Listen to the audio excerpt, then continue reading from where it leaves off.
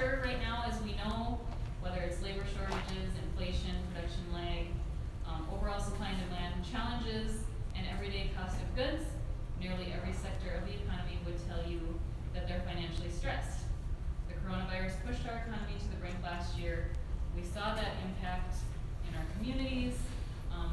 Every sector impacts every person, every single day, except for one, and that would be our food supply, as we all know. Every American eats. Not every American, though, is concerned about our food security and the impact that the supply chain issues can have on consumers. Coming from South Dakota, our beef supply is at the top of our list of concerns, being our #1 industry here in South Dakota, both at the producer level and the end of the retail chain where product is sold to consumers. Our intent today is to bring these total beef supply chain issues to light, to start the conversation and get the perspective from cattle producers and grocers. We should discuss the impact both ends of the beef supply chain have on our local economy, on our state economy. There's lots of pressure on the system right now, as we know, and ultimately as South Dakotans, we should be looking for ways to start partnerships, build partnerships, continue partnerships on policy objectives that bring relief to these supply chain issues that are harming not only cattle producers, but consumers and likely everyone in between. If we all agree that our food supply is important and that food security is, then we should be able to start a discussion here in South Dakota, and we're excited to do that. If we can partner here, maybe other states and their national affiliates will follow. So we're excited to have this diverse panel here representing a multitude of sectors within the beef industry. Everybody is key to the industry. We all know that. We all need each other for this to work. We have producers here that raise cattle. We have people that feed cattle. We have grocers and restaurateurs that interact with consumers that buy the end product. So I guess right now I'd like to introduce our panelists. We have Dan Pahoy, who owns Pahoy's General Stores with locations in Bone Steel, Tyndall, Lake Andes, and Spencer, Nebraska.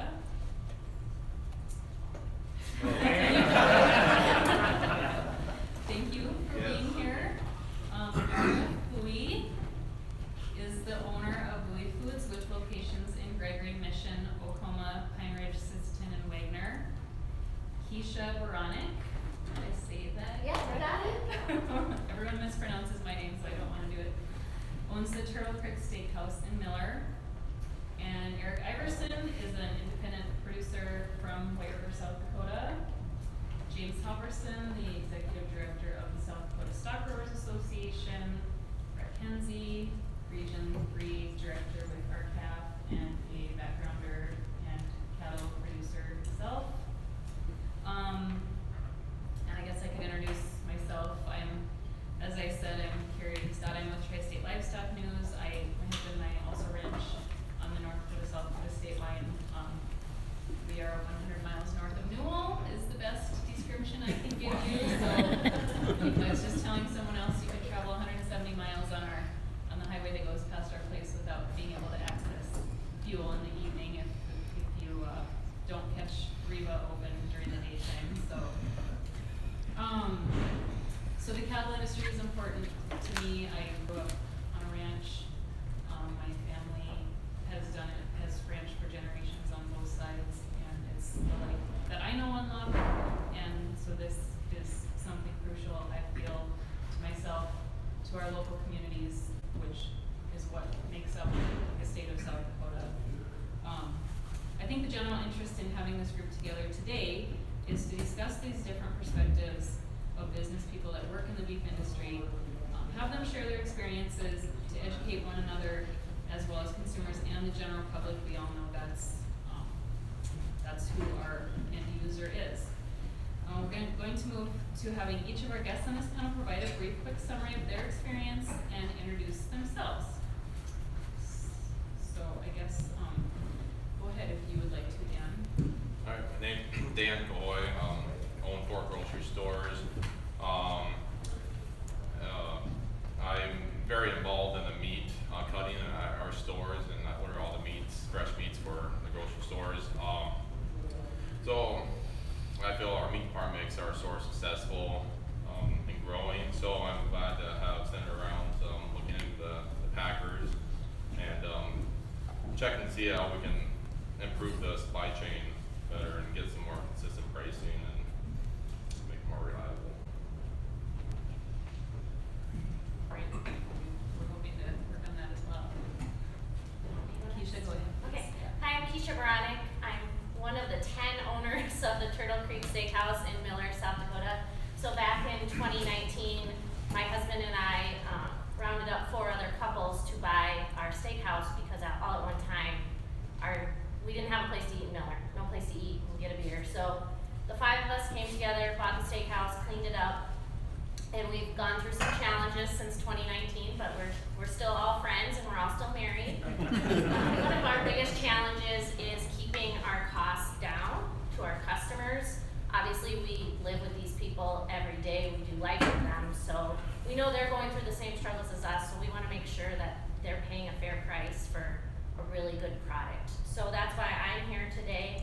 I really appreciate this opportunity. I've never done anything like this before, so bear with me, okay? But yeah, super excited, and we care about our community, so that's why we do what we do. Awesome. All right. My name is R.F. Bowie. I am a 4th generation grocer. We've been operating since 1905. Here in November, we'll turn 116 years. I'm very passionate about this business, and just as Dan said, our meat departments make our store. Bowie Foods, we only focus on quality, which means we only carry certified Angus beef. Today I'm hoping to accomplish a couple things. One, shed some light on the beef packing industry and hopefully we can figure out a path forward for some fair competition. I'd like to see our cattle producers make money and be paid fairly for the hard work that they do. And finally, I'd like to help grocery store customers understand that high beef prices actually cause the grocers to actually make less money, which has a severe impact in small town South Dakota. Very insightful. Thank you very much. Nathan? Hi, I'm Nathan Sanderson. I'm the Executive Director of the South Dakota Retailers Association. We've got about 4,000 members across South Dakota. And the name Retailers Association might be a little bit of a misnomer. We represent several hundred restaurants and grocery stores and small meat processors and the like. And so I appreciate these folks serving on the panel here. You know, I think we've had the opportunity to talk with a lot of different businesses around South Dakota over the last few weeks, both in the lead up to this conversation and then also sort of the larger national conversation center that you've really started to push. And one of the things that I think that we've really heard from our members is these guys really, really care about their customers. I mean, this is absolutely essential to what they do. I mean, when you're in Miller or when you're in Gregory or when you're in Bone Steel, if you don't care for your customers, you don't have it for the customers. And so I think when RF is talking about the quality products, as Dan's talking about making sure we get quality products at a really, really reasonable price, you know, our guys know that there are people on fixed incomes. They know that food expenses are an important aspect of a family's household budget. And so they care about their friends, their neighbors, their family, and the communities that they serve in. And so I think that's a piece of the conversation that we want to make sure that is included. And thank Senator Rounds and his staff certainly for helping organize this conversation. Eric Iverson, grew up in Murdo, South Dakota, have a ranch in White River, South Dakota. I too am uncomfortable sitting up here. I'd much rather be home checking cows and baling hay. You have hay? chasing a windrow. But I think it's important for us as ranchers to get more connected with our consuming public because we do have a story to share with them, and I think it's important to our rural communities. I think it's important to Main Street, and if we don't share our message, well, I think we're just going to get gobbled up and swallowed by the consolidation of this industry, and we will slowly become more and more reliant on foreign countries or foreign companies, you know, owning our food supply, and that really scares me. I I guess the main reason I do this is because of my son sitting back there. I want him to be able to carry on what I've done and what my dad did before me. I don't want to hand him a prison sentence when I'm done and say, well, you know, go work really, really hard, and I hope you make enough money to pass it on to your son. I want him to be able to make some money and be profitable, because we've seen there is profit to be made in this industry, quite a bit of it. It's just not working the way it's going. So, you know, I can't no longer just be the grower of the trees for the cabinet makers. You know, we need to get aligned with the next step to share our message and get a higher percentage of that consumer dollar, because I think I read somewhere that our share of the consumer dollar went from 53 cents to 14 cents in the last 30 or 40 years, and that's the wrong direction as our beef prices continue to go up and go up. So, raise Angus cattle, do a little bit of farming, raise crops and kids. I'm James Halverson. You think you're uncomfortable? I went out and bought a new white shirt, and the only guy that didn't get the memo did not wear a tie.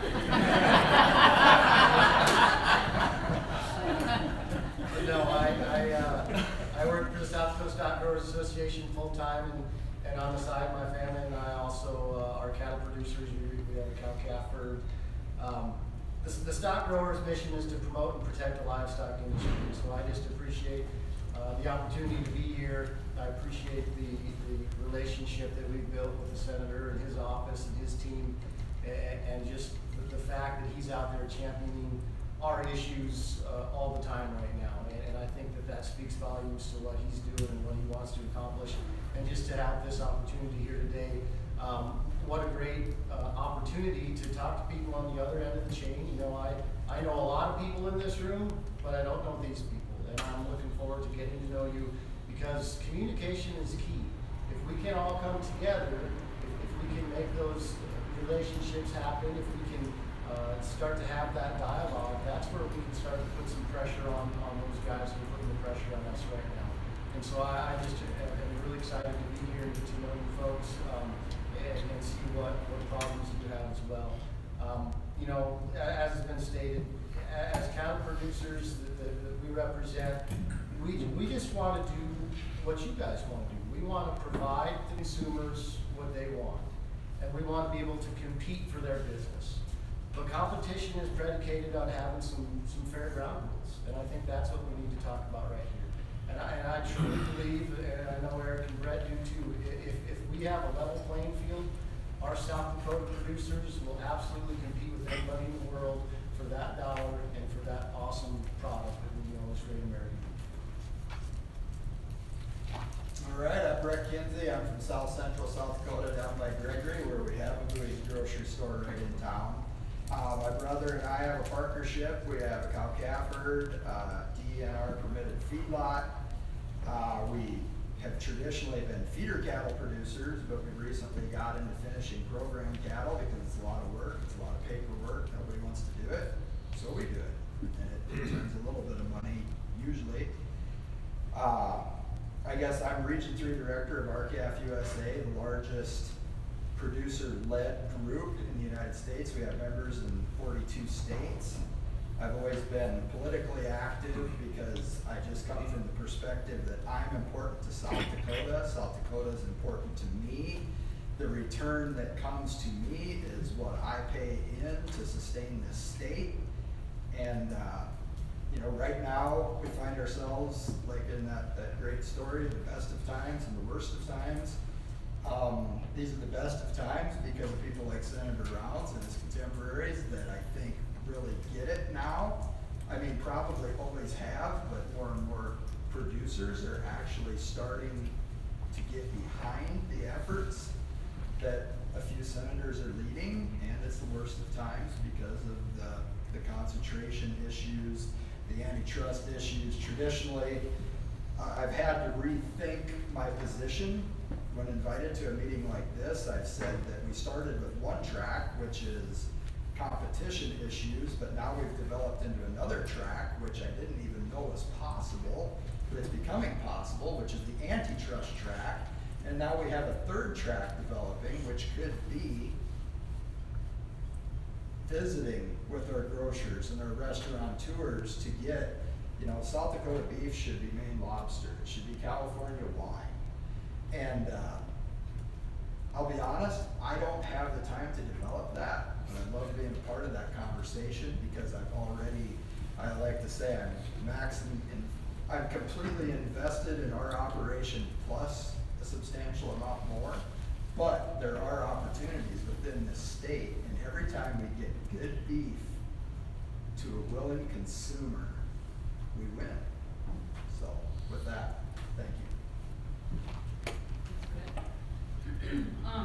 I guess, you know, with that, I think all of us here in this room have had our eyes on DC, for months, if not years. This industry, particularly producers, but I feel like each of us sitting here is struggling and wondering if we're going to turn a profit this year.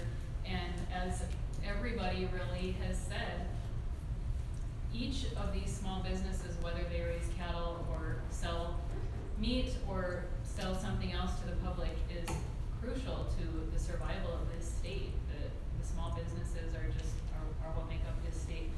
So we've been watching DC, hoping for some help, knowing that we need help in some form or another, because things just are not working right now for the cattle producer, feeder, and I don't think working ideally for the retailers either, it doesn't sound like. So Senator Rounds, we appreciate a lot of the pieces of legislation that you have brought recently, particularly this spring. And as I said, we've really been watching.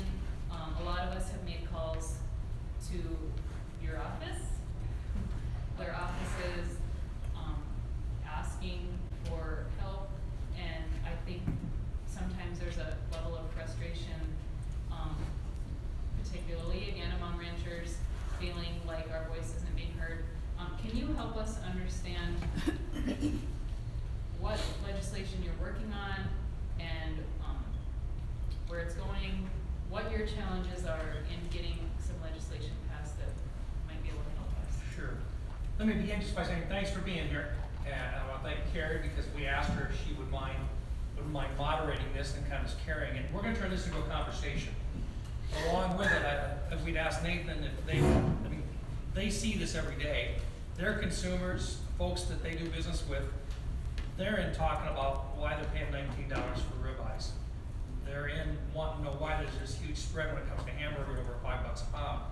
And the question on it is so who's making all this money, and why is it that the consumer shouldn't be able to understand why it is that the prices on this stuff are going out of sight? At the same time, back here in South Dakota, we've got producers who for years, for a generation, have said, look, we're not going to make it, and our kids aren't going to be able to stay here if we don't do something about it. Not a new problem. 100 years ago, they started putting together antitrust laws. Teddy Roosevelt, he wasn't exactly what you'd call a regulator so much as he was an open competition and a fair market guy. And they started putting together antitrust laws. Now, since that time, 4 major packers at that time controlled a little over 50% of the processing market on beef. If you move it up now 100 years later, they control over 80%. 4 major packers. Not the same 4. They're like everybody else. There's been consolidation changes and so forth. But they still control over 80% of the market when it comes to processing beef. They know each other. Now, they don't have to come back in and sit down and have emails going back and forth. All they got to do is watch 3 other folks to understand exactly what the market's doing. You know when you go on in and you're going to try to figure out what you're going to get for the price or for your livestock, whether you are a cow-calf guy or whether you are a backgrounder or whether you are a feeder, you know in advance that they're going to tell you kind of what it's going to be for a price. At the same time, the consumer on the other end, on the other side of this choke point of 4 major processors, they walk into the grocery store and the price is set. Now they look at the grocery store guy and think he's making a hell of a profit here. The guy in the grocery store is frustrated because he looks back and knows that the guy who is his consumer in many cases, the guy who's actually raising, or a family that's actually raising the livestock, isn't getting that share. And yet, at the same time, he knows that he's been given a price as to what he's got to pay for it at the instead of gotta mark up to, just to make a profit. In the middle of this whole thing, we're all pointing at the same location. And that is that we've got a choke point in the ability in our country to process beef and to have open competition. On our side of it, our producers, if you take a look at the United States today, 9 states maybe where cows outnumber people. Now, multiply that times 2 senators apiece, that's 18 senators out of 100. Now you can get every one of those senators together and you won't make 20% of the votes in the place.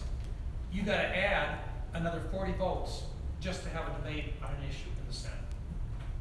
The only way you do that is not by limiting your team, but by growing your team. We got a pretty good bench out there called consumers. And our focus has got to be on getting the message to the consumer about what's going on and why they pay this huge price and who's actually in the middle of it making the dollars and keeping the dollars. And the only way we do that is by sharing our story.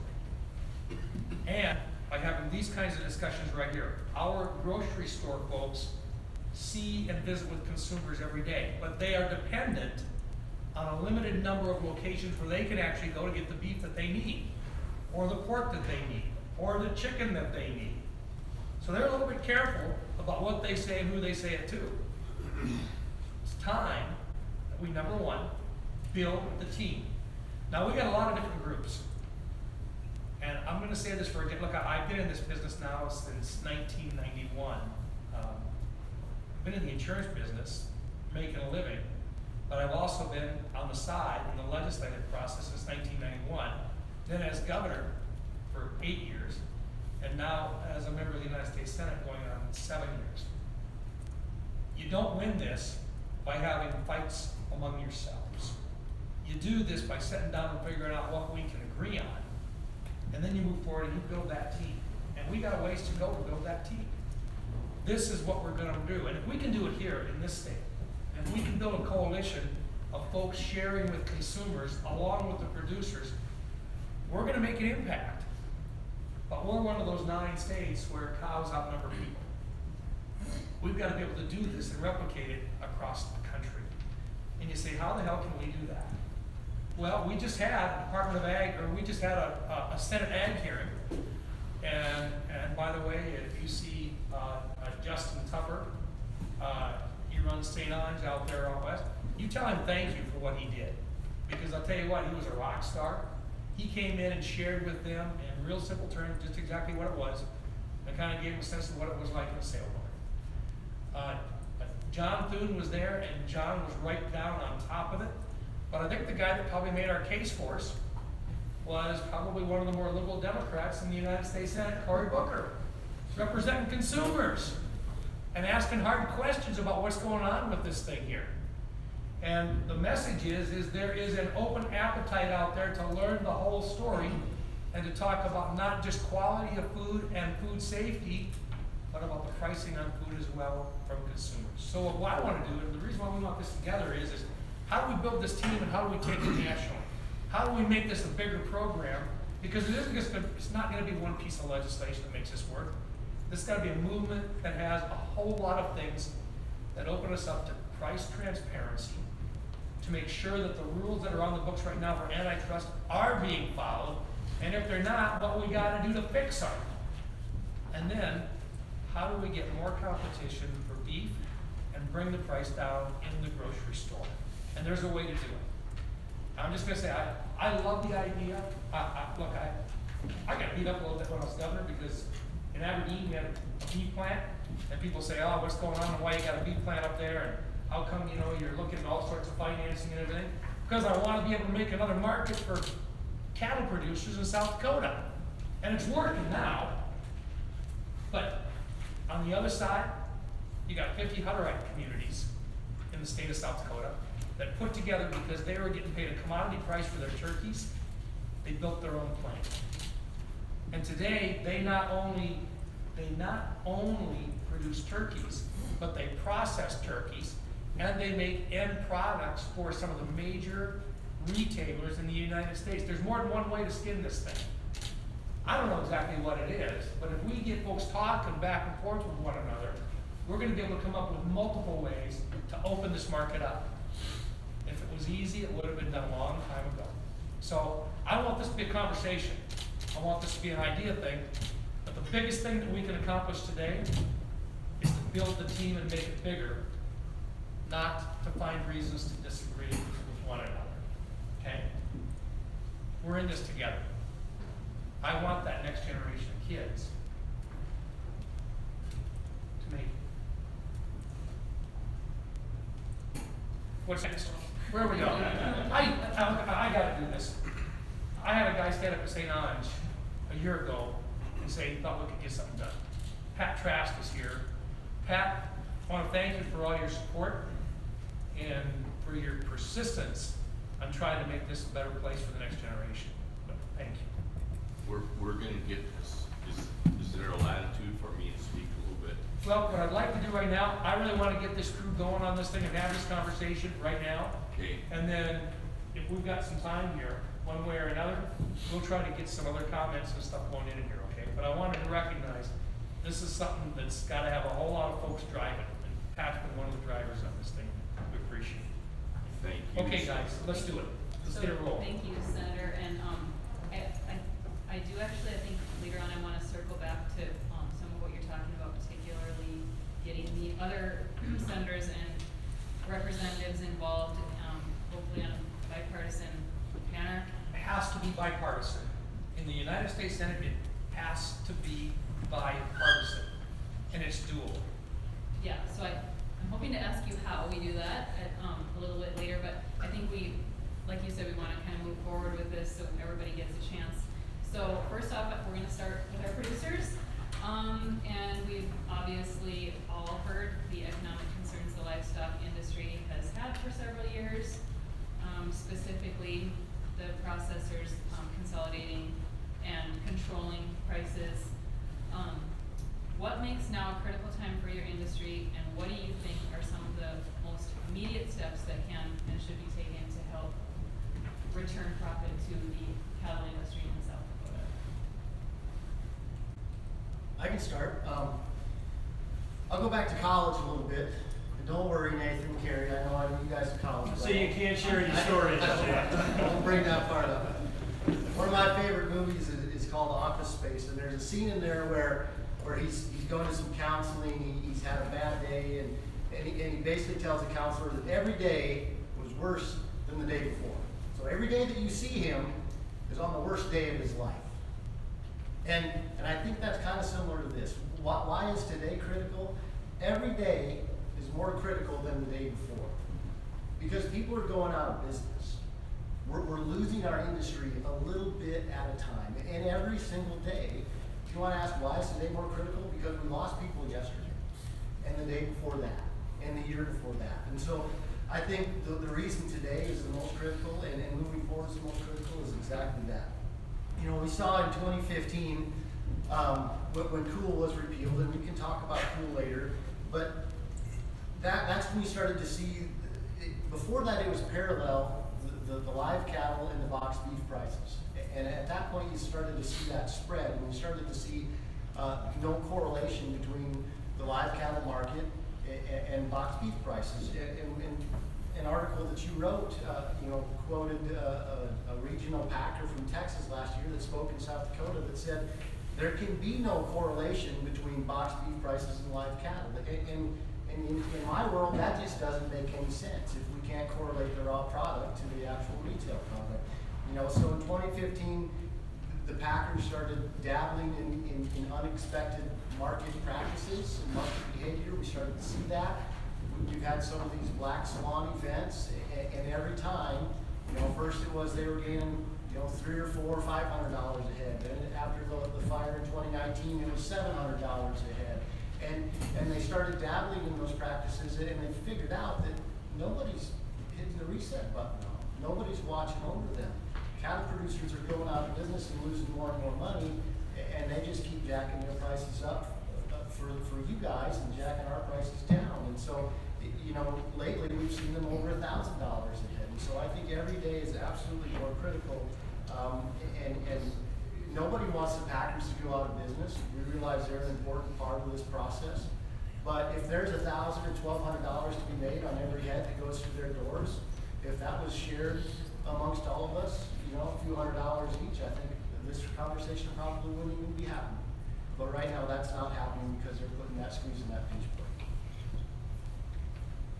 I guess I would add to that, what we've seen develop is two different markets entirely. You have the cash market and you have the alternative marketing arrangement market, okay? Every year we kill 650 to, or every week we kill 650 to 680,000 finished cattle in this country. 85% of them go through 4 companies, 2 foreign owned, 2 global, the other 2 are global. That's 26 million head of cattle a year. So any local initiatives that we have are not gonna fix that problem. But that's where we go back to the different tracks, the big antitrust track, the direct legislation track, and then also this track, because some people laugh about ranchers, but we are the risk takers and entrepreneurs, and I know you guys are too. Small business is a better way to put that. Not ranchers, we're all small businessmen, and we understand that it takes profit to innovate. And I guess that's why this panel excites me, because I think that there's so many opportunities for economic development. Some will have gold shovels and some will not. You know, what Senator Rounds is working on is not gold shovel, but that is economic development. When we can return more of that producer dollar back to producers, rural America, South Dakota, that's the hand that feeds us all. But then also, it'll be interesting to hear from you guys about what you think, because, you know, that's so much of what I see in RCAF or in politics or in business in general. We all think we know what each other think, but we don't. So I'm excited for that. And then issues like MCOOL. You know, I did a couple charts for the panelists, and they're very simple charts. This is just the return to the ranch of the consumer retail dollar. And for every year in my life, that trajectory has been down.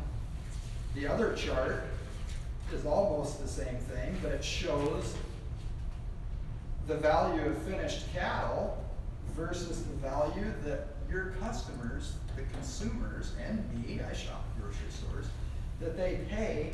And up to 2014, we ran together, and then sometimes the cattleman was above what the consumer was paying because of the drop value. That's the byproduct value, which now is $10 to $12 a hundredweight. That's what a lot of the old timers say. That's what packing plants used to run on, was the drop value.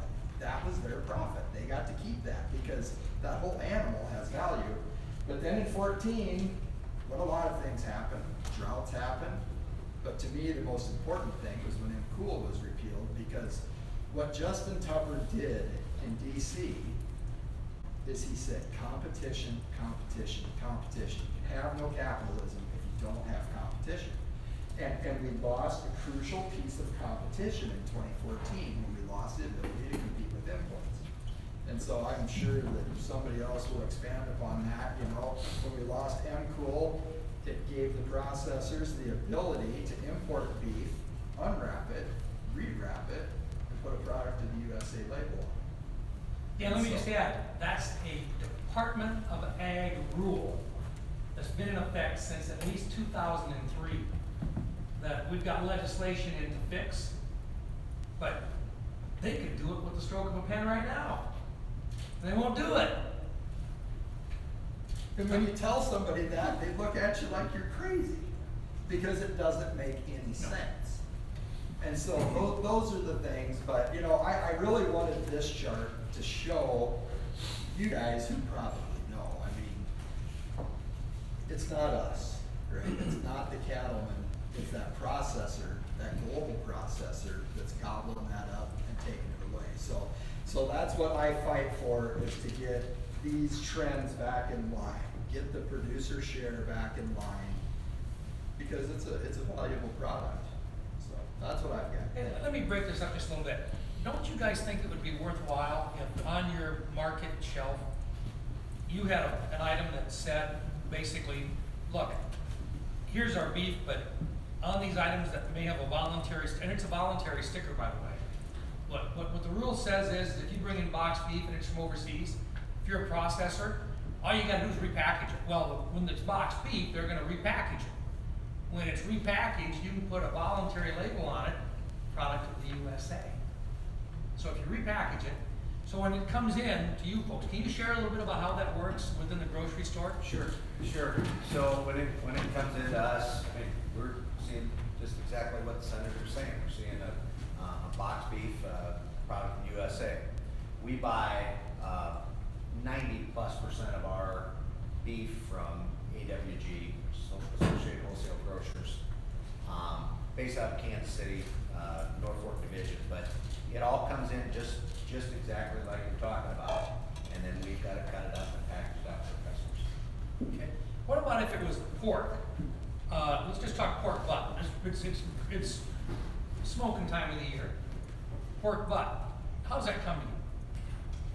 That pork butt, sorry, go ahead. No, Dan. usually like from Smithfield, we get most of our meat from Smithfield for pork. It comes repackaged, retail label already on it. All we have to do is weigh it, put it out. You don't have to cut it up. Pork butts, pork chops, different story. We cut those up, but some of that stuff comes retail on it. Yeah, that's right. It's an integrated part of the process right now for the grocer, for a lot of the stuff that's out there. Ribs is probably the same way. Prepackaged, brought them on in, ready to go. Good quality, but nonetheless, part of the process now where the grocer's getting it and setting it on the shelf, but it's pre-packed and ready to be laid out in front of the consumer. Pretty So, efficient. If I could ask you guys a question, you know, I like to do a little, you know, hobby meat processing, so I'll go to our local grocery store and I'll get a case of pork bellies or this or that, and the old guy in there has a sheet of paper that says, you know, we get Monday delivery, so if we go in there, pork bellies are, you know, X number of dollars this week. It's just what it is, right? It's sort of like us when we go, you know, if Brett has a load of fat cattle, he's got one guy maybe that comes out this week and says, $1.10, take it or leave it. And is that true with you guys? You have basically a sheet, an order sheet that says, here's your price for the week, take it or leave it. And they know you're gonna take it because, like you said earlier, you've got to have meat. That's what gets the people into your stores and into your restaurants. Yeah, I actually have an experience from last week. We had everybody knows the 10-pound tubes of hamburger, 80%. We had them in our ad at $2.69 a pound. Well, the warehouse or our grocery company got shorted from the packer that week, so we got a shipment in that Friday. They raised the price to $3.30 our cost. So we were losing over $4 a tube. But we had to sell it to the consumer, or else they're going to get upset that we're raising the price and not doing the ad price. So the prices have gone up 50% in the last 2 months, and it's just our market. I mean, probably 50% of our meat that we're selling at break even or losing money on it. So.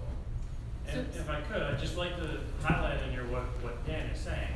You know, when you put an advertisement out for a consumer, these guys have to honor that. I mean, it's sort of an unwritten contract between, you know, the owners of the grocery store and the consumer, regardless of what the back end price is. And so it's not just on hamburger, it's on a lot of different products where the price that they pay is not consistent necessarily, and it fluctuates. But the price that they advertise on the back end to the consumer, they've got to honor. It's an unwritten contract, and that's sort of the challenge that we've heard from a number of folks, including these guys, is no wonder they're not making any money because they're having to advertise for a price that's here, and they're having to pay for a price that's here, and so a lot of these, they're not making any money on the product that they're selling, even though it's more expensive to the consumer. Keisha, where do you get your Yeah. beef at? Oh, we got our daughter right here, but I was gonna add to that, Nathan, when you were talking about the farmers making the money, that, at Turtle Creek, we don't have any problem not raising our prices if we would know that the farmers and ranchers were getting that money, because then we know that that money is gonna come back to our community. But the problem is that money's not coming back, right, because they're in the same crunch that we're in. So we really wouldn't have a problem if we knew you guys were getting it, but we know you're not. When we went to that rally to stop the stealing in Omaha that was held a few years ago, we really chuckled when we stopped on our way home and had a $50 steak after we were talking, you know, to nationwide producers about the low cattle prices. So, yeah, it's the same thing. So following up some more on that, Brett talked competition, and that's, I think what we're hearing from you folks. So, what is your situation when you're sourcing your meat? Do you have options, more than one? Sort of. Most independent grocers are gonna pick one wholesaler, and that's gonna, that'll accommodate probably about 50% of your purchases. The rest might be, you know, Coke, Pepsi, Frito-Lay. We have one wholesaler, which is AWG. We probably buy 90% of our product there for, mostly for, our cost and also for the quality. But we also can buy beef, from, you know, maybe 10% at the most, we would pick up from, restaurant supply chains, stuff like that. US Foods, Reinhart, etc. So let me ask this then. So make the connection there between those guys that you're dealing directly with and one of the major packers out there that we all complain about. Well, our wholesaler would be negotiating the price for the box beef from those packers. And then that is taken on and that's with us. Or maybe what I think what the senator is getting at is you've got a cattle producer over here who's got a calf, and maybe they feed that out, or maybe they sell that calf to a cattle feeder, who then sells that calf, steer, heifer, whatever it be, at a market weight to the packer. The packer is processing that animal, and maybe they're selling it to a wholesaler, who's maybe selling it to a grocer, or maybe direct to a retailer, who then ultimately gets to the consumer. So from the time that you guys, you know, have your calf drop in the spring, to the time that it ends up on a dinner plate, there's probably 6 different steps in the process. So, theoretically, let's say you decided you, wanted to get your beef somewhere else, would that be possible? Could you get your other products still from that Sure. company? Yes, and absolutely. source your meat Yeah. somewhere else? Yeah, yeah. Okay. How about you, Keisha, do you have more than one option for buying? We get ours for one option because of quality, consistency. It's always gonna be the same. That's very important in the restaurant world. We wanna make sure that they get the top quality and the price, but also the service that they give us. There's a few options. We'd love to source it locally. We have a couple owners that actually are cattle producers, so we'd love to do that, but it's just not feasible. We're barely making it as it is if we start doing that. But that would be, we've had requests to do that. Let's have some, you know, Cannon County beef, but can't. So tell us why that isn't feasible for you. It's just, we just aren't set up for it in Miller. We just don't have the options and price, obviously. It's just not something that we can do, but we'd love to. Well, then, the 30-second answer there is obviously, in a 1,400-pound steer, there's all sorts of different cuts, right? You've got steak, you've got roast, you've got hamburger, you've got ribs, you've got brisket, you've got all sorts of things. Well, those folks aren't necessarily selling the exact proportion of that in their steakhouse that a steer or a heifer at a market weight produces. And so you've got to have some sort of excess way to get rid of the cuts that aren't being purchased at a steakhouse, right? And that's really the disconnect for a lot of folks between, say, a small meat processor like Angela Leiferman in the audience here and Turtle Creek Steakhouse. That's part of the disconnect, and part of the reason why a lot of these folks need a packer in some way, shape, or form.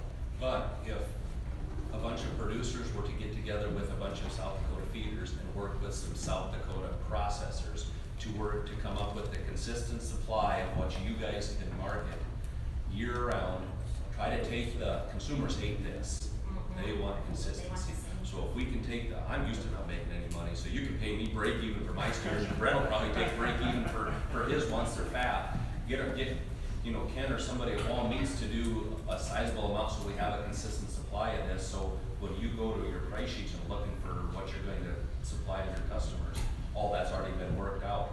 I would think that would be a pretty easy sell then. Except for one part of it, which is that processor would quickly exceed the demand in South Dakota because we got a whole lot of beef out here. And if they can't sell across state lines without getting a federal license to begin with, one more major step. And then they've got to have access to a pretty an in-depth marketplace that's pretty comfortable with the lines of distribution right now. And I agree with you, there are some very high-quality wholesalers out there that really do have it set up to where it's a turnkey operation. And so it's a matter of, this is, when you bought the operation, these are the folks that supply it for you, and to break that chain is a real challenge. The issue is in the middle of it, there's still this choke point of major processors that distribute to all of the wholesalers and negotiate with the wholesalers to produce that product. But they understand because they look at each other and they don't have to communicate with each other, they can see the market in terms of what's going on in the market right now, because there's basically 4 of them. And I think that's the part of, it's the reason why Teddy Roosevelt was concerned about antitrust way back over 100 years ago. You need the open competition and transparency. And so I'm gonna come back in on this thing here. Wouldn't it be interesting to be able to know what the guy on the street's getting for formula beef? And that's part of the transparency demand that we think is missing in the industry today. So that you know what to expect, and the guy down the street isn't getting a really good deal to supply a certain percentage of all the beef coming to a particular supplier, so they don't really need everybody else's, and they can wait for that price to come back down again. Particularly if they've got an outside source from another country that's frozen, boxed, and part of their vertical supply chain to kind of feed in when they want to. Yeah, and the irony of all of this, and I think these guys have talked about it just a little bit, as the price is going up, you know, the consumer is able to purchase less of really good quality South Dakota beef. I mean, just give us a couple of anecdotes about what you're seeing right now related to sort of consumer behavior. Well, I mean, most of our customers are on fixed income, so, you know, they've only got $100 a month or $200 a month to spend. And so they come into our stores and they, you know, geez, everybody deserves a nice fat ribeye once in a while, and they see that, and it's 16, 18 bucks a pound. They're not gonna buy it, okay? So they're gonna trade down to a mid-level steak, and those that were buying a mid-level steak are trading down to a lower level steak, or going to pork or chicken or smoked meats. And what happens there is that penny profit, the dollars going through the till, shrinks, and so does our margin. So we're actually making less money with these high prices. And when we make less money, you know, we can't afford to sponsor ball teams, we can't afford to donate to the parish supper, help a local person with cancer, give scholarships, all the things that we do, that puts that in jeopardy. So have you been forced into changing your offerings based on what consumers are looking for? Are you pulling things off the shelves like ribeyes that are selling? Yeah, we have like, let's say, T-bones, normally we sell them at $7.99, $8.99 a pound. Last week they wanted to put them in an ad for $13.99 a pound. Well, we're not gonna advertise that, we're not gonna sell them at that. So, usually, we're still gonna have them on the shelf, usually I sell a few of them, but the amount of meat that we're selling at the high prices goes way down. People are going from 10-pound pizza hamburger down to 1 and 2 pounders. Like RF said, buying chicken or frozen meats and processed meats, lunch meats and stuff like that, just to make it work. So do you have a thought as to where this meat is going? I mean, obviously, box beef prices are through the roof and somebody's buying it. I mean, can you make a guess as to whether that must be wealthier people in other parts of the country?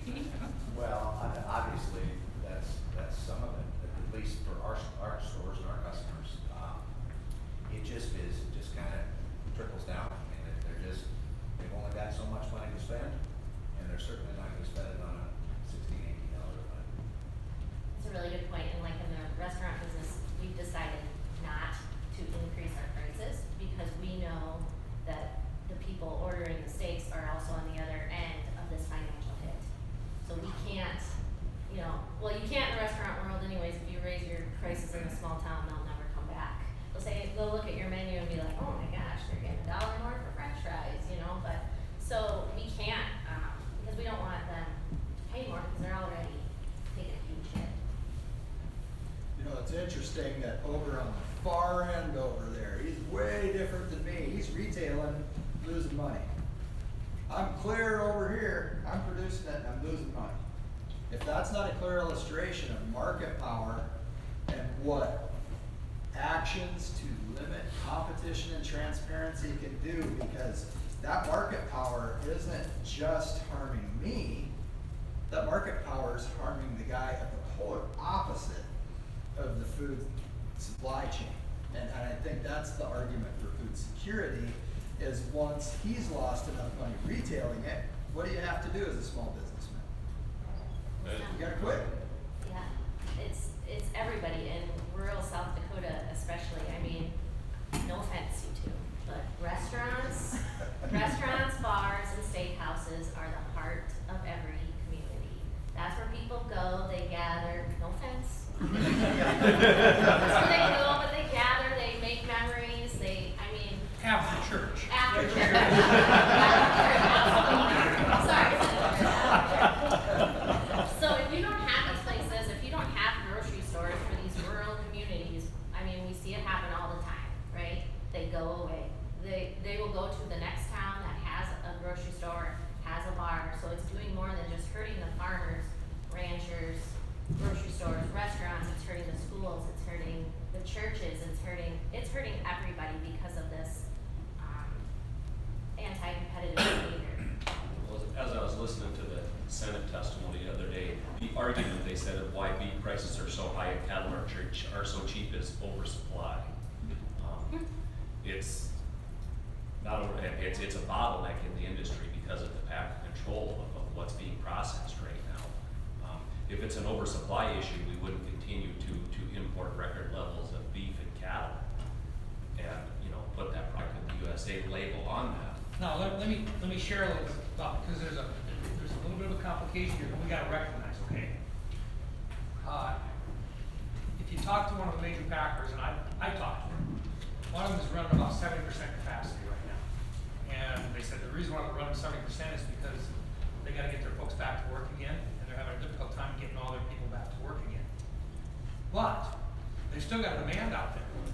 And they're going elsewhere, picking up boxed beef that's available to them and bringing it in. And when they do that, that's a sale we don't get, but somebody else does. But the rest of the folks out there don't know the difference between what's been boxed elsewhere and brought in, because you got a product of the USA marker on it to begin with. And in the meantime, there is an issue there because they'll say, I can only harvest, or I can only process so much. And so they don't take your product. And part of what should be harvested on time is not, and that means that there's an overglut of the fats ready to go here in the United States with a processing thing that they're still moving it back out, and you're still getting the product out there, but they're bringing it in because it's boxed as part of a vertical integrated process that they've got. And livestock they may very well own from overseas to bring in. Now, they're supplying this consumer, but they're also picking up a pretty damn good spread on what they're delivering to the consumer. But that's a problem we can fix. If shackle space is a problem, we can fix that as long as we don't have to compete through our processing facility with stuff that's coming in from somewhere else. We need to level And playing. furthermore, on the shackle space, throughout the Tell them, consolidation. let's talk here, Shaq. That's another thing on this thing here. Listen, when you're in the industry, we talk backgrounders, we talk cow-calf guy, we talk feeder, and consumer only knows, that there's somebody with cows and they have calves and they grow them and they're, if they're white, they give white milk if they're a cow. If they're milk, they give chocolate milk, But they also know that their food comes from a grocery store.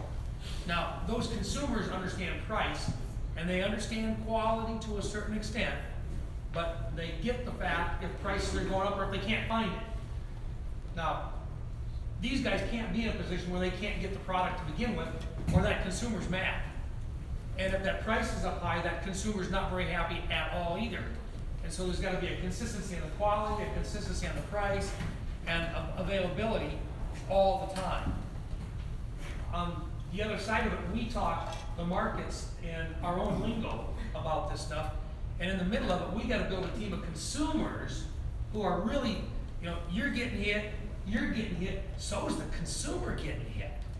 We need them, and we've gotta be able to share this story with them, so that when they go back in, no matter what state they're in the United States, they're talking to a member of the Senate or a member of the House saying, my prices on this stuff is too high, and I understand that I got guys out there that make these cows and these calves, they're going broke. What's going on here, and why aren't you doing something about it? I mean, that's where we gotta go with this thing. So we gotta build this team across state lines, and we've gotta talk in terms that a consumer would understand and get it, because they gotta send that message back in to Congress. So every morning I wake up, when I'm having my coffee, I get to, well, almost every morning, I see that Hy-Vee commercial that comes on CBS. It talks about how they're sourcing the best cattle in the upper Midwest to serve to their customers. I'm like, well, those are my cattle. But my cattle go to Iowa or Nebraska, they're finished down there, and then they're ending up at Tyson or somewhere else, and then Reinhardt or US Foods comes in there and cherry picks coolers. And then they take the cream of the crop and they offer it to you guys. Why are we doing that? Why not? Why can't we take credit, for what we're doing?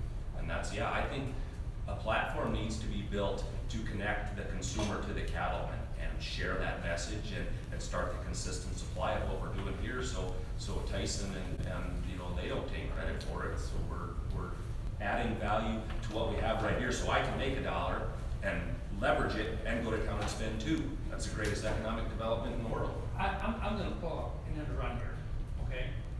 This was set up to have this kind of a discussion in front of a group to kind of get active going on here a little bit. Let's just do this, because I think you folks understand this, and there's gonna be questions out here. With all due respect, no speeches, but if you got a specific question for somebody up here a little bit, let's try a couple of quick questions here, because we said we'd have a hard stop at 11 o'clock, and it's 10:30 now. Let's do this. Let's just open this thing up. Is that okay if we just do this thing here? But let's do this thing quick. Pat, I told you earlier, I appreciated what you did back there to try to pull this thing together. If you got a question for this group up here, I'm gonna give you first shot. Well, I wanted to give a speech, so I better just.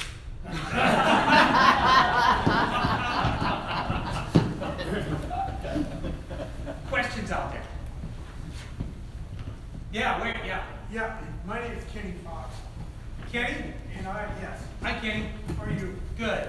Thank you for what you've been trying to do for us. Appreciate it very much. I have to agree with Eric on the import issue. We can just look at our sheep industry and see what's happened in that, and that's the path that we're going down in the cattle industry. We import 50% of the lamb that we eat in the United States. There's really no reason for that. If we want to make our own country profitable and take care of everyone here. So I think the fact that that is the one single thing that we can do right away that would put money in the producer's pocket is limit these imports. We need some kind of quota system. Tariffs, we get into some mucky water there, but a quota will slow it down. I have a nephew that was trucking hay in Nebraska during the COVID thing and bringing it back up to South Dakota. He met truckload after truckload of Canadian cattle coming in here when American producers could not market their cattle. Now, we as producers pay our taxes here. We should get first service and then worry about imports later. I understand there's trade agreements that we are involved in that make that somewhat difficult. When it comes to the issue of trade, we need to be more persistent and get our country of origin labeling in those agreements. And I thank you. Kenny, let me just hit one item on it real quick. I don't think we're going to be successful if we say we're going to limit imports today, but what I think we can do is to differentiate where an import, where stuff is coming in from outside. But I think the way that we got to do it, and what we've tried to share is we can legislate direction to our trade reps to build that into our trade agreements, which is the part that's been lacking in the past. Because you can legislate in Congress that we're going to put it in, but that violates, if we've already made a treaty with somebody, that'll violate a treaty. That's where the WTO comes in and bangs on us and says we're going to charge you, or we're going to put a tariff on other products. And that's what got us into trouble originally with the original MPOOL process.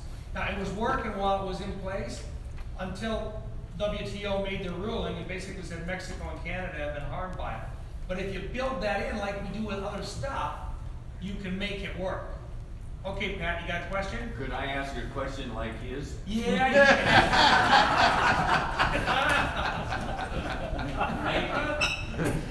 Okay, this book has NAS data, verified by Economic Research Service. And the focus that we have to have, and this is not just swabbing his ego because Senator Rounds is mucho with us. He is, and he gets the picture.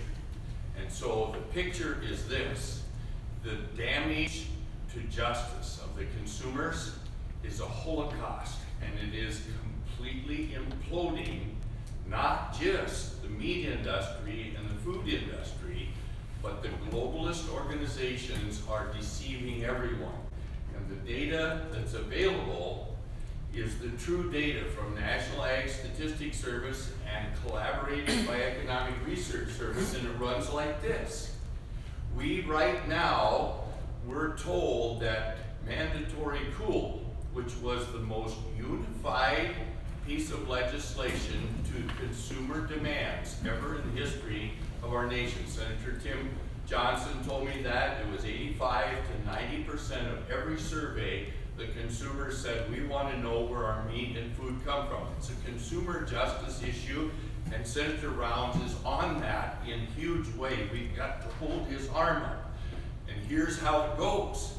The WTO wrote to the U.S. Department of Agriculture and told the biggest lie that could ever affect cowboys and consumers. They said, in 2014 and 2015, when mandatory cool were fully enforced, you've damaged Canada and Mexico, who are the other two partners in this tripartite trade agreement. And that damaged their trade exports to the United States of cattle. Was it the truth? Not only was it not the truth, it was the opposite of the truth. They were the two highest years in 11 years. And that's available from any NAS office in any state or any FSA office. And it could have been gleaned by just saying, okay, have a show cause hearing, bring your information. So this is how it comes down.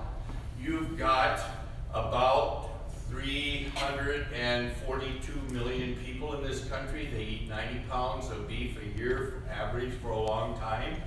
But we, at that time, were importing a huge amount of livestock. But the amount of cattle that were coming in from Canada and Mexico was humongously grown during those 2 years that we were enforcing mandatory cool. So when we took the legislation away because the WTO threatened, now think of the think of the macroeconomics of this. They said, we're going to fine you $1.1 billion if you don't rescind that legislation. So, okay, we'll get rid of it. The cattle market dropped immediately by more than 50%, but just take 50%. So you got 43 million head of cattle. They dropped from 1,500 to 750, whether they're a dry cow or a calf. That's a 30 billion with a B hit, because we didn't want to pay the $1.1 billion fine. What cowboy thinks like that? This is so stupid, and every economics college in the world says that a dollar made by the addition of capital and labor is times 7 in its effect in the whole economy. So take 6 years of no mandatory cool. We lost 30 billion plus per year to the producers in the infrastructure economy of our nation. Pat, he did have a question in his. I'm getting to the question. It's a buildup. So we lost somewhere near $100 and some billion to the nation because we didn't even check the numbers to see if the WTO that's run by globalist cabals of money changers, And so all we have to do is restore consumer justice. The nation is screaming to know that what I paid for is really that, because they're being lied to right now. They're totally being lied to, and we've got to get back to the fundamentals of that. And Senator Rounds is focused on that. We've got to support him in a big way. And so the question is this. Given that we can do this by animating the unity, bringing our team together, and causing a whole bunch of cowboys that are deluded by the bribed effect of certain ag organizations that are just following after the WTO and the JBS and Packer companies, all we have to do is focus on the truth. If there's any question in your mind, if me or the USDA National Ag Statistics Service numbers are maybe out there, just exaggerating, we'll ask that question, but it's there, and it was there the whole time. And so we've got to empower our leaders, all of them right here, to know the truth, because right now, this is solid numbers. We have less than half of the cows that it takes to feed our own nation. Don't tell me anymore about how we need to expand exports. Pat, you gotta get to the question. The question is this. If we do our duty and restore mandatory cool, how many minutes would it be from the time that we announce that we're going to restore mandatory cool, change the script in the USMCA, before there is an inflammation to the market discovery of our cattle and our sheep and the whole national economy, including our milk? How long would that take? Here's what'll happen. Let me just share with you. Once we're able to negotiate a mandatory country of origin label, at that stage of the game, consumers will now be able to determine where their beef is coming from. The value of U.S. beef, in my humble opinion, begins to climb again. But something else happens as well. We export beef, and once we have trade agreements in place that recognize our ability to do that, it doesn't limit our ability to continue to export more beef. And so we want to be able to not only export and have a free market internally, we want it externally as well to other countries as well. And so, look, do we want to get to mandatory country of origin labeling? The answer is yes. Is there a way to do it?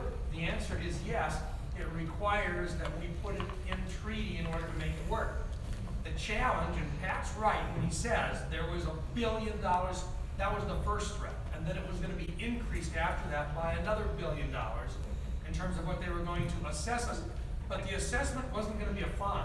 The assessment was going to be a tariff on other commodities. So if you're one of the producers of other commodities, you're in knocking on your legislator's door, on your congressperson's door saying, wait a minute, I didn't have anything to do with this, but WTO is going to assess a tariff on my commodity. That's where the hang-up on it becomes.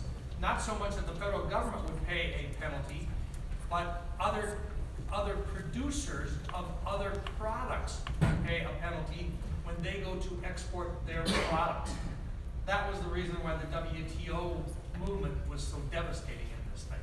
But I'm just going to say this again, I appreciate Pat's support, and I appreciate his comments on it. I don't disagree with the analysis that says that this is a critical thing, and it will help to rebuild our economy. But I am going to give some other folks a chance, Pat, here, to actually ask questions if they want to ask questions. Well, I have one more question.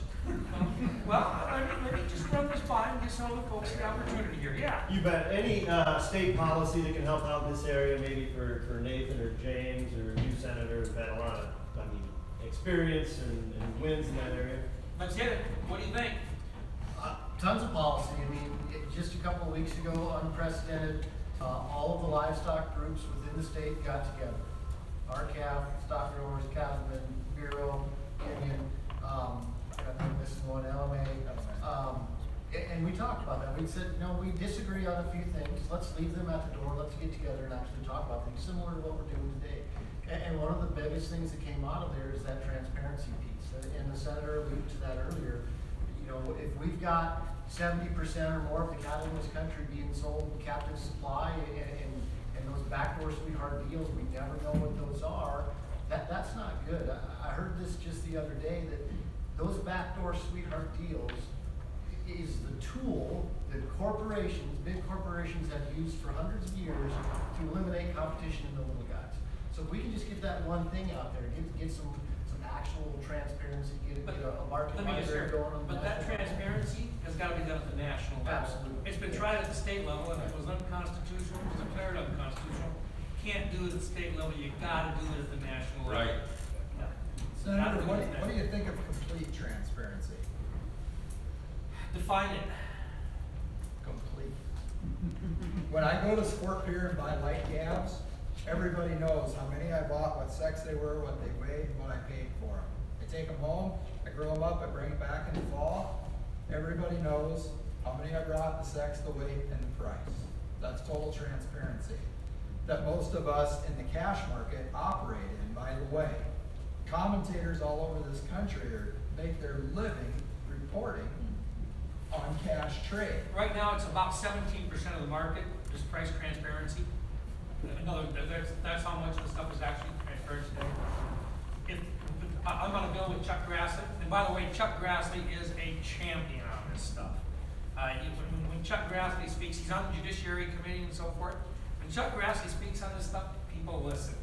Chuck wants, and I'm with him on one that says 50% of whatever a processor does when they buy it, they gotta buy it, 50% of what they buy has gotta be on the open market.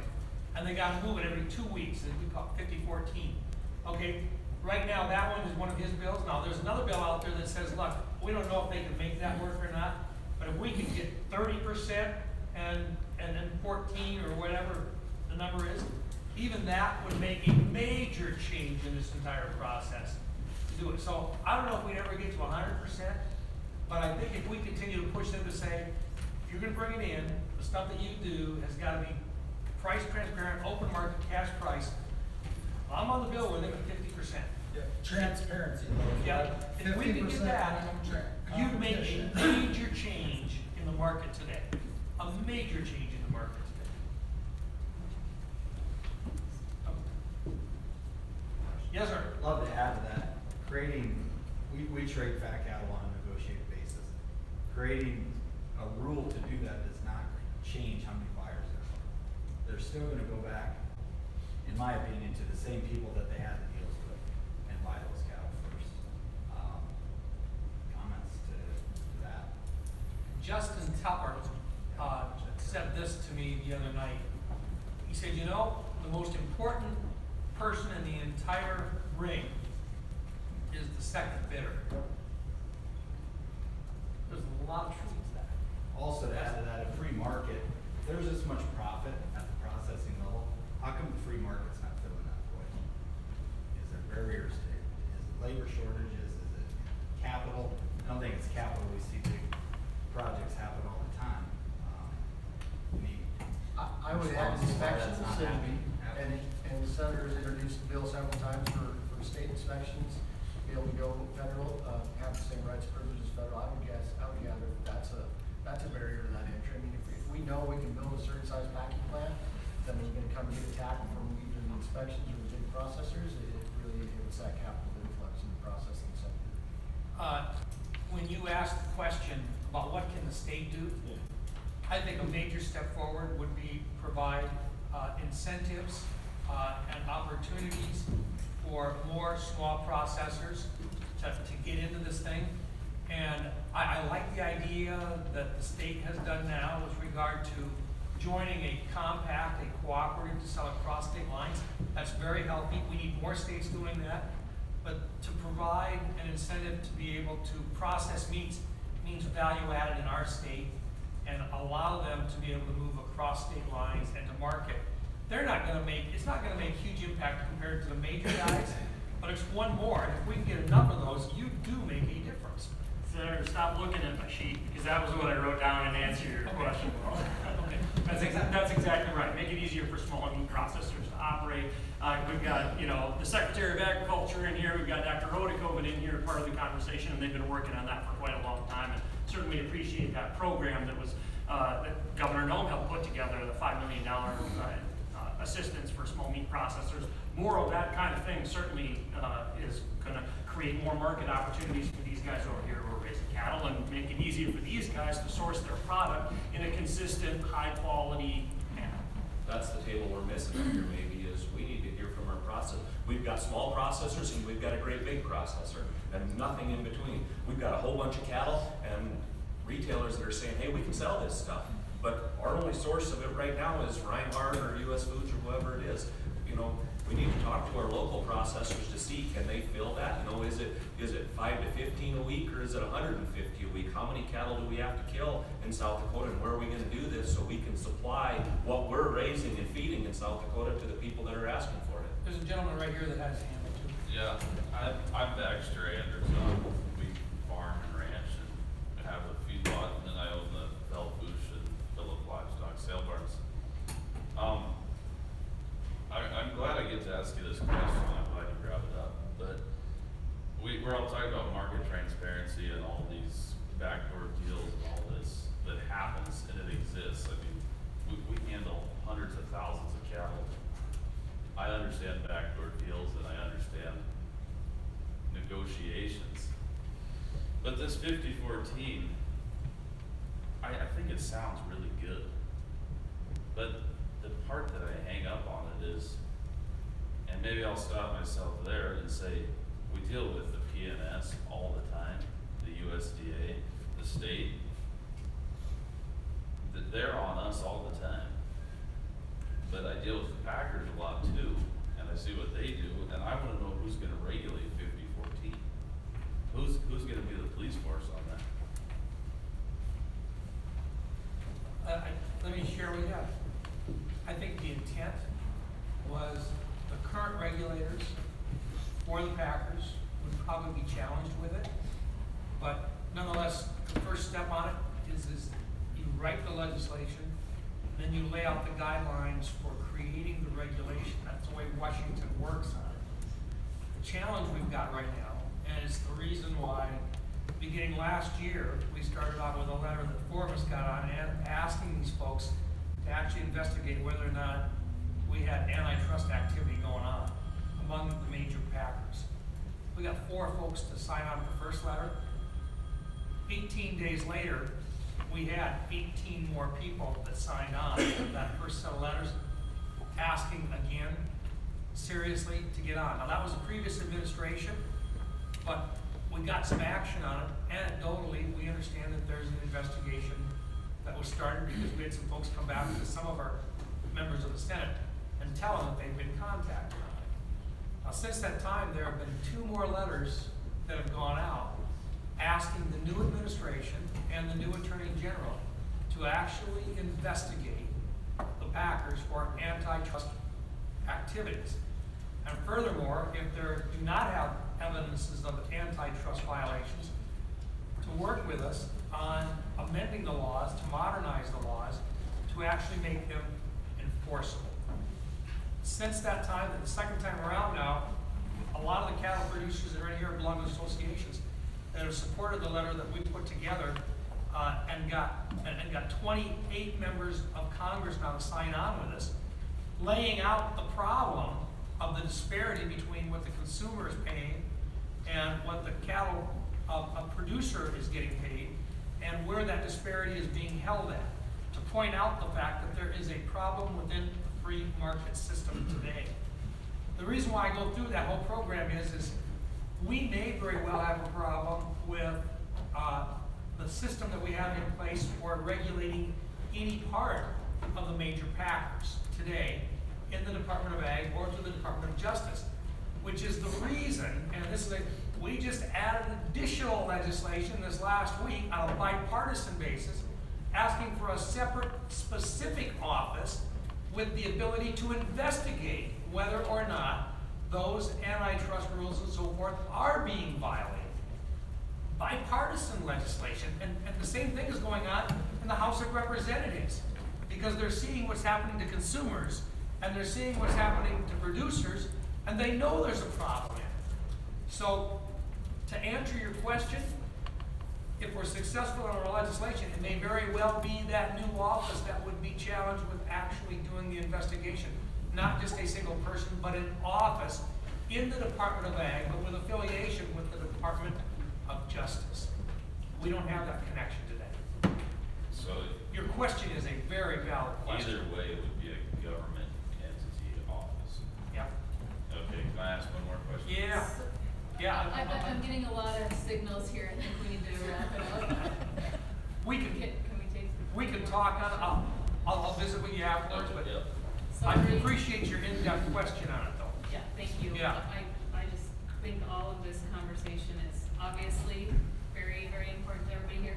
I wanted actually to circle back around with you guys, for one more question. During, when the COVID pandemic kind of first started, affecting us last spring, and we were seeing, of course, in news reports that beef was not available on a lot of grocery store shelves. I don't know if you guys dealt with that or not.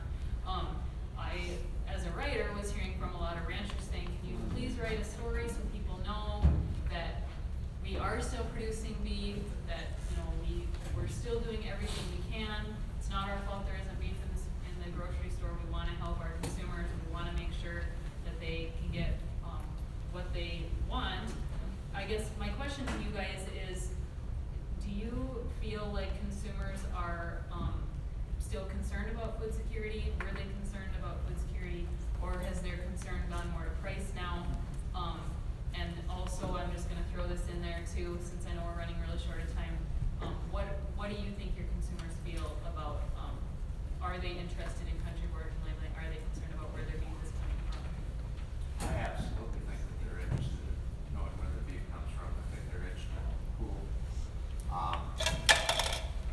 During the pandemic, we definitely had some supply issues, some shortages. Those have kind of ironed out by now, but, you know, just the same thing. Prices were up and down, and consumers not knowing where to go, and quite frankly, we didn't know where to go. Yeah. Yeah, for my stores, we're really about local, selling local products and stuff, and I would love to be selling, say, this from South Dakota or Nebraska or the local beef. And I know our customers will spend more money to buy local stuff. I mean, they would pay $1 more a steak to know where exactly it's coming from. During COVID, we ran into supply issues. People were stocking up on beef and getting nervous as we run out. So trying to educate the consumer that it's not going to run out. There's plenty of beef around. But now it's more, I think the pricing, we have the beef, but the pricing is just way up there that they can't afford it. So they're buying more on healthier products, and we need to fix that. Yeah, mine's a little different. So I know they wanna know where their beef comes from, absolutely. If there's, when they come in, they wanna know, and like, it comes from Reinhardt. Like, they cherry pick it, it's just the way it works. But they want a fair price as well. I mean, they think, when they see a price tag on the menu or the grocery store, they think that these guys are making a lot of money, and that's just not the case. So yeah, I think they want a good quality product, they wanna know where it comes from, they want a fair price as well. So what can we do for you to make your job easier? It's consistency, it's a consistent supply. It's education, but kinda gotta dumb it down a little bit, guys. Like, you use words, you all use words that I am like, what are they talking about? What is today's Generation Z consumer really asking for? I mean, they're way more in tune than my generation. You know, after I switched from the Hy-Vee commercial and, on my way to Fox News, you know, I hit CBS and I gotta hear, you know, Vladimir Duthier talking about the belching and farting cow ruining the environment. You know, is today's consumer really gonna consider other plant-based protein sources? And is that going to be what you guys are selling in your grocery stores if they get their way? Is it education that we need to? Is it the one-on-one? with the Minneapolis soccer moms and say, you know, you spend a lot of money on Patagonia and Under Armour and everything else. Image is really important to the American consumer. Why wouldn't what we're putting in their mouth be just as important? I would, Give them a reason to buy the best. Yeah, they're advertising that it's meat, just like, let's look at milk, the soy milk, the almond milk, that's increasing, every year, and the milk is going down. I mean, it's going, could be the same with the meat, we gotta educate the consumer that beef is where it's at, but it's, And we're not destroying the environment and being cruel, whatever it is they're thinking. Yeah, I think that's the platform maybe we're missing, is that network to reach out to the consumers and find out what they really want. But we're probably not that far off in what we're doing. But to Keisha's point, you know, in order to get this settled at a local level, you know, I had a lot of producers reaching out to me during the pandemic, can I sell you something? Or trying to set up for the future, how can we get this figured out? But we just aren't talking the same language. I mean, I have no idea how many head of cattle we would sell in a year.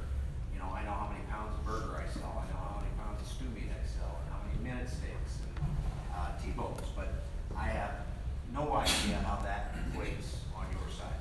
But the That South can be reconciled, right?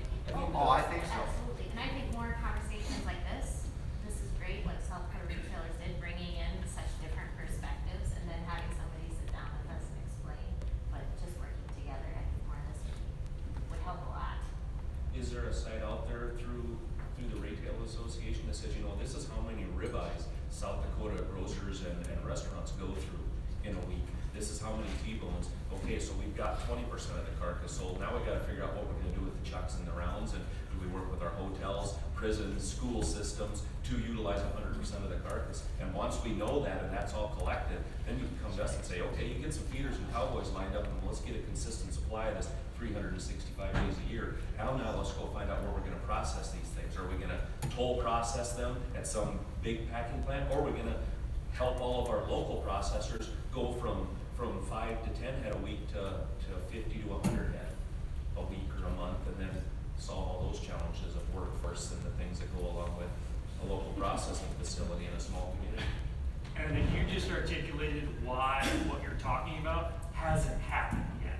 There are a lot of different dials that need to be adjusted, and there's no one single entity who can sort of see the big picture. But I think when all that has been done, I think we're gonna see a big gaping hole there that says, you know what? We need 4 or 5 processing facilities in South Dakota that can do 30, 40 head a week, 50 head a week, whatever it is. Is that better than one great big one? Absolutely. For national security it is, for flow, for diversity, for our rural, and our local communities. And somebody actually thought about that 20 years ago. 20 years ago, somebody in this room thought about that very thing.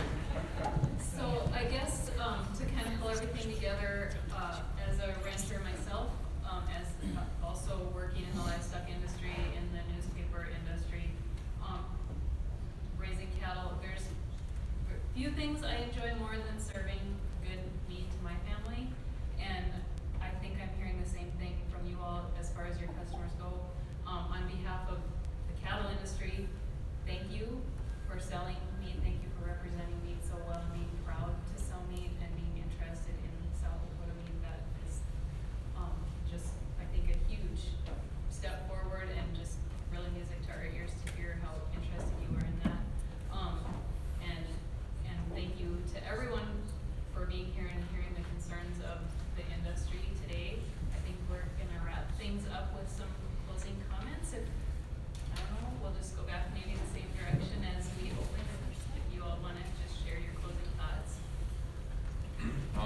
Yeah, I guess we're just, we want to be selling a quality product at the best price we can for our consumer. I think there's been some, at the state level, we sell a lot like locker, sticks and jerky. We use like Flat Locker, and he wants to sell at our store in Nebraska, but he can't right now because of the cross state line. So just small things like that will gradually increase, the local production, going forward. So people like local stuff in this area, so keep doing that.